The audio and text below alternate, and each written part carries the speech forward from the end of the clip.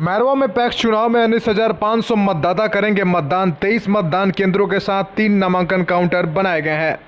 PACS चुनाव को लेकर तैयारियां पूरी।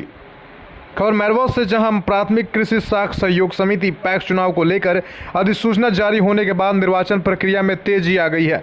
इधर अध्यक्ष और कार्यकारिणी सदस्य पद के लिए चुनाव लड़ने वाले प्रत्याशियों में हलचल मची हुई है।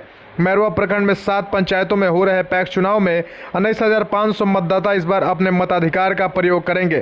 प्रखंड कार्यालय से मिली जानकारी के अनुसार प्रखंड में 28 मतदान केंद्र बनाए गए हैं, जिसमें बभनौली में 2,930, बड़गांव में 1,781, बड़का माझा में 2,629, मुडियारी में 2,094, सेमरा में 1,718, इंग्लिश में 3,367 मतदाताओं का नाम मतदाता सूची में दर्ज है।